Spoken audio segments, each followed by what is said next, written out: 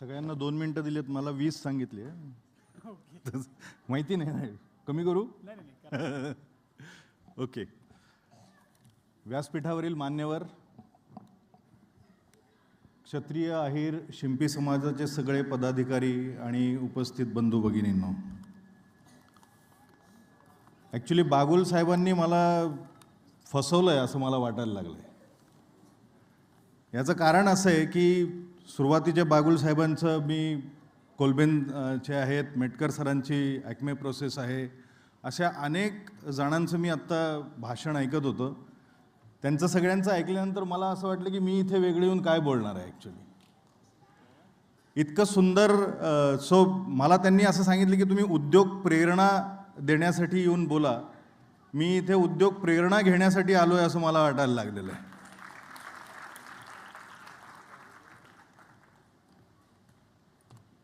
बागुल साहेबांनी मला जेव्हा निमंत्रित केलं होतं ते म्हटले की उद्योजकतेवरती बोलायचं आहे. फक्त त्यांनी एक असा शब्द वापरला होता की ज्ञाती मेळावा आहे म्हणून. तर आता एक मी तुम्हाला इथेच सांगतो सर सगळ्यांच्या समोर की उद्योजक हीच एक जात असते, त्याला काही वेगळं काही परिमाण नसतं. ज्या नामदेवांच्या संतश्रेष्ठ नामदेवांचं स्मरण करून आपण हा कार्यक्रम झाला आहे, मला तुम्हाला सांगायला आनंद वाटतोय. माझं मूळ गाव नरसी नामदेव आहे, मी तिथला आहे ॲक्च्युली. पण काय आहे, ही एक आता एक सोशल मीडियाची आहे ना, ज्याचा त्यांनी उल्लेख केला मगाशी, त्याची गंमतही आहे आणि ताकदही आहे. ज्या उद्योजकांची, अनेक उद्योजकांची ही कर्मभूमी आहे, ही जन्मभूमी आहे या पिंपरी चिंचवड एरियामध्ये. म्हणजे कुठल्या तरी चौकामध्ये उभं राहून जर एक असा दगड भिरकावला, तो कुठल्याही घरावरती पडला, त्या घराच्या मालकाला जर इथे आणून उभं केलं तर तोही उद्योजक असेल आणि तो माझ्यापेक्षा जास्त प्रेरक बनू शकेल ॲक्च्युली, है ना. पण आता तुम्ही ज्या विश्वासाने मला इथे बोलवलं आहे त्या विश्वासाला मी थोडंसं जागण्याचा प्रयत्न करतो. सोशल मीडियाची गंमत आहे, आम्ही लोक काहीतरी कणभर करतो आणि असं हे मणभर त्याचं कौतुक होतं ॲक्च्युली. उद्योग जगताचे मेरुमणी श्री रतन टाटा सर, ज्यांचं आपण आत्ता आज श्रद्धांजली पण वाहिली, त्यांचं स्मरण करतो. आणि झालं आहे असं की टाटा सर म्हणा किंवा पुण्यातलेच जर आपण नावं घ्यायची झाली तर राहुल कुमार बजाज आहेत, किर्लोस्कर आहेत, बाबासाहेब कल्याणी आहेत. आत्ता नवीनच, म्हणजे त्यांची कंपनी खूप जुनी आहे पण त्यांना नवीनच आत्ता फेम मिळालं आहे, ते पर्सिस्टंटचे आनंद देशपांडे आहेत, इन्फोसिसचे नारायण मूर्ती आहेत. ह्या सगळ्या लोकांनी ॲक्च्युली एक उद्योजकतेचं वस्तुपाठ आपल्यासमोर ठेवलेलं आहे. त्यांच्या व्यवसायाचं जरी आपण फक्त निरीक्षण करत राहिलो आणि एक साधारण आपला एक काही थॉट प्रोसेस अप्लाय करून त्याच्यावरती जर आपण काही स्ट्रक्चर्ड फॉर्मॅट आपला स्वतःचा बनवला, तरी कुठलाही व्यवसाय नुसता सर्वाईव्हच होणार नाही तर थ्राईव्ह होईल, असं माझं स्वतःचं मत आहे.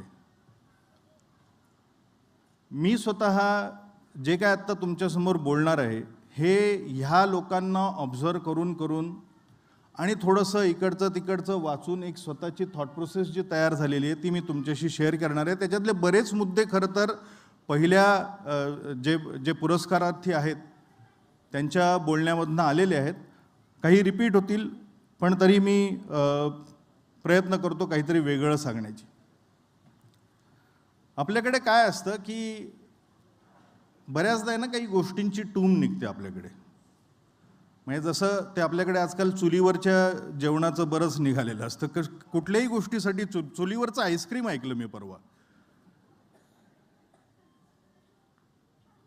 किंवा मध्ये, म्हणजे मला त्या व्यवसायाबद्दल काही आक्षेप नाही आहे, तो व्हावाच, काही इश्यू नाही आहे. पण किती चहाचे बिझनेस निघावेत ना. म्हणजे येवले चहांपासून जे चालू झालं त्याच्यानंतर खोमणे चहा, प्रेमाचा चहा, अजून कुठल्या उपमाचा चहा, वेगवेगळे काय काय काय काय चालतं.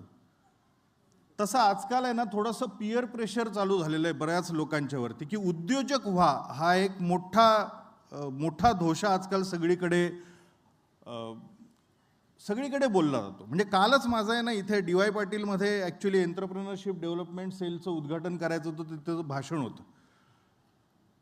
ते कॅन्सल झालं. बहुतेक मी असंच काहीतरी बोलेल म्हणून त्यांनी कॅन्सल केलं काय, मला आता अशी शंका यायला लागली. पण किंवा एखादं लायन्स क्लब, रोटरी क्लबचं एखादं गेट टुगेदर असतं, तिथे सुद्धा उद्योजक व्हा. मला स्वतःला आता असं एक माझ्या मनामध्ये यायला लागलं आहे की उद्योजक ह्यांचा पुरस्कार तर व्हायला पाहिजेच, त्याच्याबद्दल काही डाऊटच नाही, जो आपण आज करतोच आहोत. पण त्याच्या आधी उद्योजकतीय मानसिकता काय आहे त्याचा प्रसार होणं जास्त गरजेचं आहे, कारण ती थोडीशी वेगळी आहे असं मला वाटतं. उद्योजकतीय मानसिकतेने जर आपण व्यवसाय केला तर हे जे टाटा साहेब म्हणा किंवा हे जी बाकीची मी आधीची नावं घेतली त्यांनी जी उद्धृत केलेली जी मॅनेजमेंट प्रिन्सिपल्स जी आहे त्याच्यामुळे व्यवसाय हा शाश्वत सस्टेनेबल होतो असं माझं स्वतःचं मत झालेलं आहे. उद्योजकता ह्याच्यामध्ये मी दोन गोष्टी बोलणार आहे. एक तर त्याच्याबद्दलचे काही गैरसमज आहेत आणि माझ्या लेखी उद्योजकता काय आहे ते मी एक बोलण्याचा प्रयत्न करणार आहे. कारण हा जो उद्योजकतीय मानसिकतेचा जर प्रसार झाला नाही ना तर जे आपण व्यवसायाचं प्रारूप बनवू, जे व्यवसायाचं मॉडेल बनवू ते बऱ्याचदा समाजाभिमुख किंवा देशाभिमुख न राहता, तुम्हाला माहिती आहे की नाही मला माहिती नाही, पण आपण सगळे भांडवलशाहीचे प्रतिनिधी आहोत, अगदी नॅनो साईजचे. मग रिलायन्सचे अंबानी ते एकदम मोठे प्रतिनिधी आहेत, तेथपासून ते छोटे, मग हळूहळू मायक्रो मॅक्रो करत आपण कदाचित नॅनो साईजचे प्रतिनिधी असू. तर आपली एक फार विचित्र व्याख्या एकेकाळी झालेली होती की लोकांचं भलं करण्याच्या नावाखाली त्यांची पिळवणूक करणारा समूह, असं एक भांडवलदाराबद्दल म्हटलं जातं. पण ही जी मानसिकता, उद्योजकतीय मानसिकता जी म्हणतोय की जी रतन टाटा साहेबांनी, आणि त्याचं मला अगदी एका शब्दांमध्ये किंवा एका वाक्यामध्ये मला सांगावं असं वाटतं की capitalist by brain and socialist at heart. तुम्ही व्यवसाय मेंदू जो आहे तो तुमचा हा प्रॉफिट मेकिंग ह्या पद्धतीने वापरा, पण हृदयामध्ये मात्र समाजाप्रती काहीतरी आपल्याला ह्या व्यवसायाच्या माध्यमातून करण्याचं आहे ही भावना सातत्याने आपल्या डोक्यामध्ये राहिली तर त्या व्यवसायाचे मग टाटा बनतात, त्या व्यवसायाचे पर्सिस्टंट बनतात, त्या व्यवसायाचं कोलबेन बनतं, त्या व्यवसायाचं मग ॲक्मे प्रोसेसही बनते. तर त्याचे काही मला असं वाटतं ना की काही गैरसमज आहेत. आणि आत्ता मगाशी जेव्हा यांनी आव्हान केलं की त्यांनी विचारलं की किती जण इथे जॉब करतायत आणि त्यांनासुद्धा व्यवसायामध्ये शिरायचं असेल तर काही, आणि हे सगळे फर्स्ट जनरेशन एंटरप्रेनरच्या बद्दल मी सांगतोय आत्ता. कारण जॉब सोडून जेव्हा आपल्याला व्यवसायामध्ये जायचं असतं ना तर पहिले हे डोक्यामध्ये येतं की जेवढा मला सॅलरी मिळते आहे तेवढी मला व्यवसाय चालू करताना मिळणार की नाही, हे पहिलं डोक्यामध्ये येतं. घाबरवत नाही आहे तुम्हाला, पण उत्तर आहे त्याचं नाही. पहिले अनेक वर्ष ते काय तेवढा तो काय पगार जेवढा तुम्ही मिळवत असाल तेवढा व्यवसाय चालू. हां, काही अपवाद असतीलही, टेक इंडस्ट्रीवाले आहेत, काही मगाशी सॉफ्टवेअर इंडस्ट्रीवाल्यांनी त्यांचंही प्रेझेंटेशन झालं तर तिथे आहेत काही अपवाद. पण मॅन्युफॅक्चरिंग इंडस्ट्रीचा रिप्रेझेंटेटिव्ह म्हणून जे माझे मॅन्युफॅक्चरिंग इंडस्ट्रीजचे अनेक सहकारी आहेत तिथे, ते ॲग्री करतील की प्रचंड कष्ट करावे लागतात. ओव्हर द पिरियड तुम्ही नक्कीच पैसे कमवणं हे फार काही अवघड गोष्ट नाही आहे, ते मिळतात सुद्धा, फक्त त्याला वेळ द्यावा लागतो, मात्र एवढं नक्की. फक्त एक गोष्ट मी सांगू शकतो इथे, मॅन्युफॅक्चरिंग इंडस्ट्रीचे सगळे सहकारी कदाचित मला त्याच्याबद्दल सहमत होतील की जरी तुमचं सुरुवातीपासनं तुम्ही श्रीमंत होत नसाल पैशाच्या रूपाने, तरी तुमचं भोवताल मात्र संपन्न करण्याची तुम्ही ताकद ठेवता. हे पहिल्या दिवसापासून तुम्ही बिझनेसमध्ये शिरल्यानंतर होतं, असं माझं पहिलं एक मत आहे. दुसरा एक गैरसमज असा असतो ना की व्यावसायिकाला बॉस नसतो. हा एक फार मोठा गैरसमज आहे. जॉबमध्ये असताना कदाचित आपल्याला एखादा बॉस असेल, दुसरा बॉस असेल. इथे आपला ग्राहक बॉस असतो, इथे आपला सप्लायर बॉस असतो, एम्प्लॉई सगळ्यात मोठा बॉस असतो आपला, इन्व्हेस्टर बॉस असतो, आपले बँकर बॉस असतात. असे असंख्य बॉसेस आपल्याला असतात. आपण त्यांच्यामधले इंटरपर्सनल रिलेशन्स कशा पद्धतीने मेंटेन करतो त्याच्यावरती आपल्या व्यवसायाचं जे शाश्वतपणा आहे, जो सस्टेनेबलपणा आहे, जो व्यवस्थित पद्धतीने चालण्याची शक्यता जी आहे ती तयार होऊन जाते. तिसरा एक गैरसमज आहे व्यवसायाच्या बाबतीत की असं म्हटलं जातं ना की व्यवसायात पडणे म्हणजे धोका घेणे. बरं, सगळ्यात पहिले हा आपला मराठी शब्दच तो एवढा डेंजर आहे ना, व्यवसायात पडणे म्हणजे उठणंच नाही. मला असं वाटतं की धोका पत्करणं हा तर आहेच, तो व्यवसायाचा एक ते महत्त्वाचं अंगच आहे. पण त्याच्या पलीकडे जाऊन माझ्या मते जर धोका घेतला आपण आणि त्याचे कॉन्सिक्वेन्सेस जर बिझनेसला ॲडव्हर्स इफेक्ट करणारे असतील, तर त्याला प्रोटेक्ट करण्यासाठी आपण प्लान बी काय ठरवतो. मला वाटतं व्यवसायाचा हा सगळ्यात मोठा एक आस्पेक्ट आहे. मला तुम्हाला सांगायला थोडीशी आत्मस्तुती वाटेल, पण सांगतो ह्या अनुषंगाने हा विषय निघाला आहे म्हणून. माझी कंपनी पूर्ण ऋणमुक्त आहे. मी 23 वर्ष व्यवसायामध्ये आहे. माझ्या कंपनीवरती एक पैशाचं लोन नाही आहे. मी आयुष्यात CC घेतलेली नाही आहे. पण मला असं वाटतं त्याच्या मागे काही फार हे नाही आहे. बऱ्याचदा आहे ना, आपली ती एक मराठी म्हण आहे की तिचा अननेसेसरीली खिल्ली उडवली जाते, अंथरूण पाहून पाय पसरावेत म्हणून. मला त्याचा अर्थ ॲक्च्युली वेगळा आहे की तुम्ही पाय पसरावा, पण ते अंथरूण पण मोठं करा, असा त्याचा अर्थ आहे, असं माझं स्वतःचं मत आहे. तर बिझनेस म्हणजे फक्त धोका पत्करणं नाही आहे, हा एक फार मोठा गैरसमज आहे. तर त्याला प्रोटेक्ट करणं हे जास्त महत्त्वाचं राहतं त्याच्यामध्ये. अजून एक चौथा गैरसमज असा आहे की बिझनेस चालू करायला खूप फंडिंग लागतं. म्हणजे काही व्यवसाय असतील, आता तुम्हाला तो मोठाच व्यवसाय चालू करायचा असेल तर त्याला नॅचरली फंडिंग लागणार आहे. पण आजच्या तारखेला सुद्धा असे असंख्य व्यवसाय आहेत की ज्याला फार काही फंडिंग लागत नाही, व्यवसाय चालू करू शकतात. मी स्वतः जेव्हा 93-94 साली पार्ट टाईम हा व्यवसाय चालू केला होता, तेव्हा माझं कॅपिटल फक्त 30,000 रुपये होते. 15,000 रुपये मी टाकले होते, 15,000 रुपये माझ्या बिझनेस पार्टनरने टाकले होते. आज जो काही आहे 30,000 रुपयावरती बिझनेस चालू. बरं, तुम्ही म्हणाल की तुम्ही जुन्या काळातले लोक आहात म्हणून हे तुम्हाला आत्ता बोलायचं आहे, तुमची 50शी क्रॉस झाली आहे. तसंही 50शी क्रॉस झाली की फुकट सल्ले द्यायचं लायसन्स मिळतं वगैरे वगैरे असे सगळेजण म्हणतात. पण आजच्या काही 1.5 वर्षापूर्वी माझ्या कंपनीतल्या एम्प्लॉईनी बिझनेस चालू केला. अतिशय काही फार, आणि जळगाव साईडचंच आहे की जिथे मी आता मॅक्सिमम आपले लोक त्या बाजूचे बघतोय मी. जळगाव साईडचाच आहे. त्यांनी व्यवसाय चालू केला आणि छान चालू झाला आहे त्याचा व्यवसाय. त्यांनी 700 स्क्वेअर फूटमध्ये एक मशीन घेतल्या, 2-3. आता एक CNC घेतली आहे. आता काही दिवसामध्ये 3,500-4,000 स्क्वेअर फूटचं शॉप तो आता रेंटवरती घेतोय.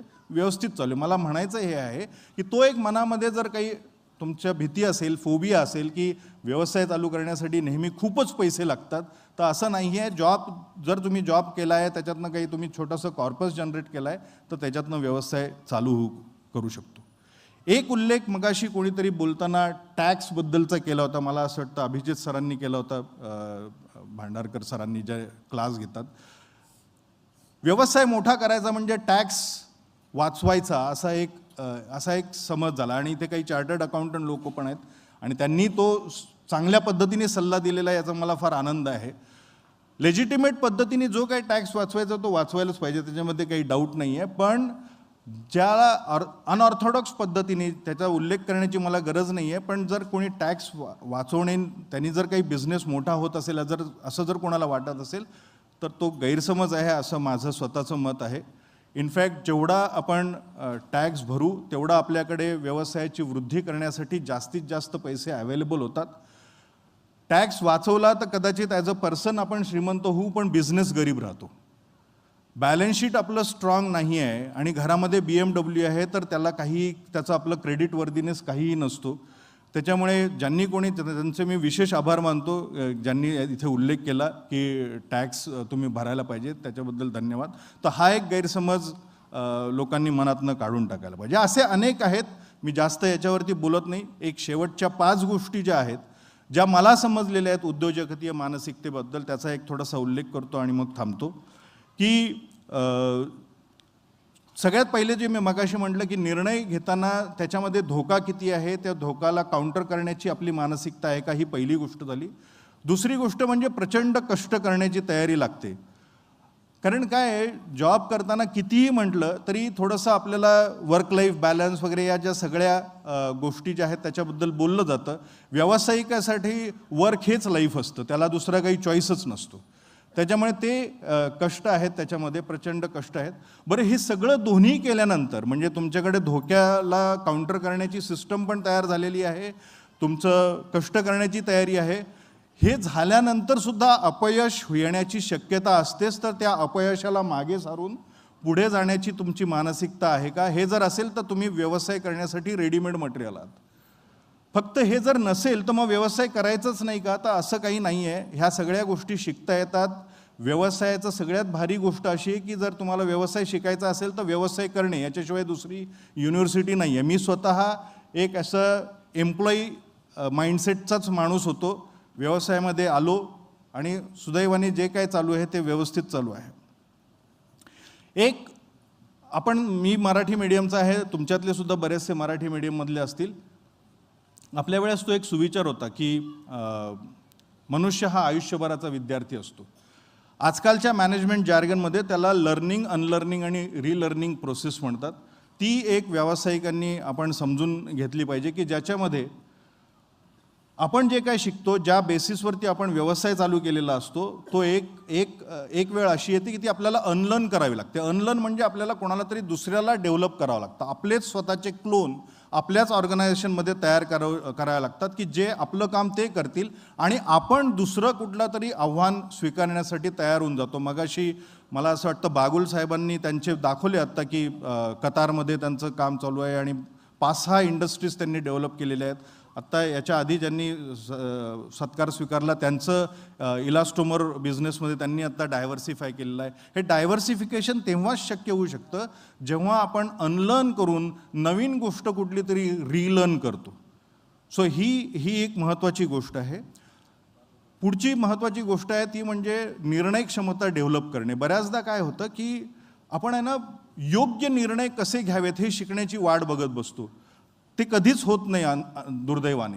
आपल्याला निर्णय घेत जावे लागतात, त्याच्यातनं काही चुका होतात, त्या चुकांना करेक्ट करावं लागतं, परत मग ते निर्णय करेक्ट करावे लागतात. असं करत करत करत जेव्हा वयाचं 50 वगैरे क्रॉस होते तेव्हा मग सुदैवाने अशी परिस्थिती होते व्यावसायिकाच्या आयुष्यात की त्यांनी जे काय निर्णय घेतलेले असतात ते शक्यतो बरोबर येतात. अशी एक साधारण तुम्ही सगळे व्यावसायिक जे ऐकतायत ते पण मला बहुतेक या गोष्टीला कदाचित ॲग्री होतील.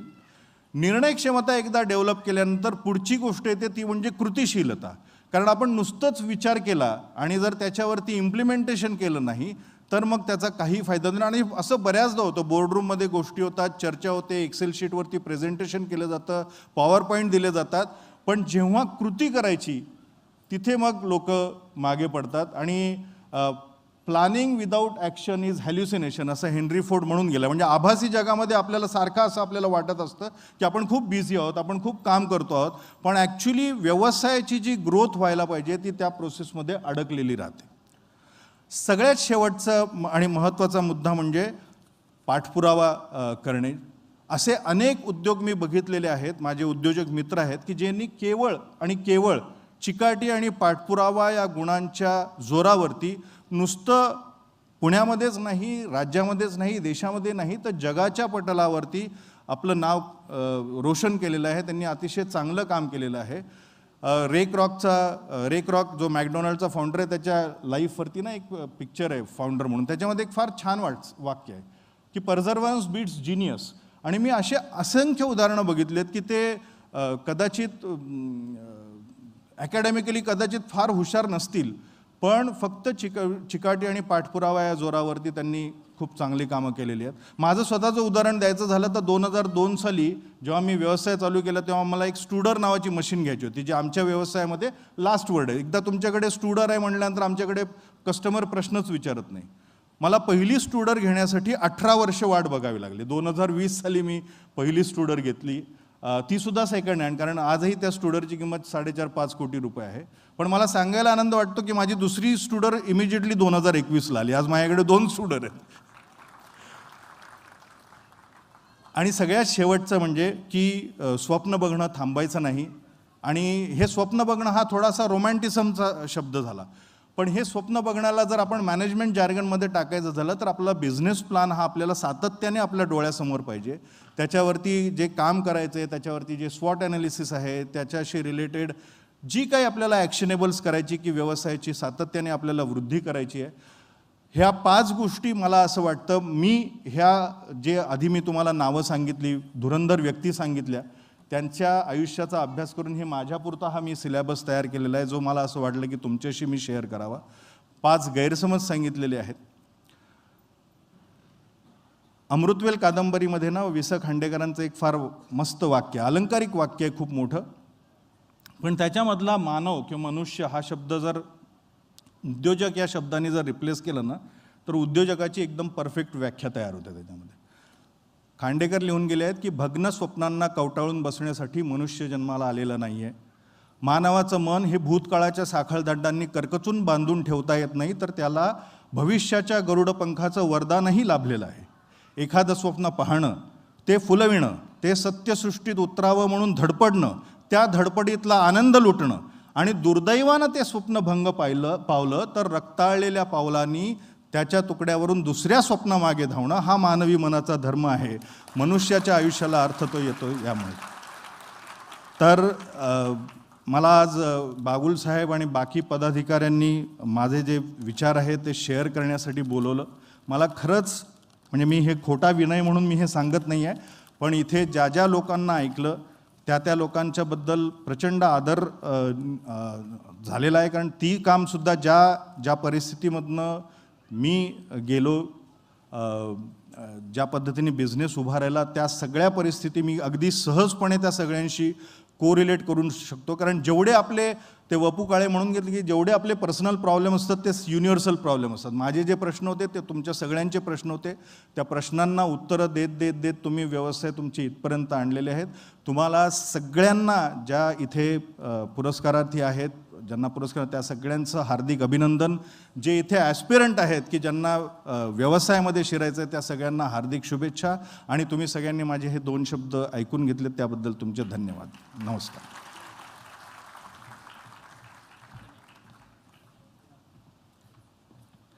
मनापासून धन्यवाद राजेश सर.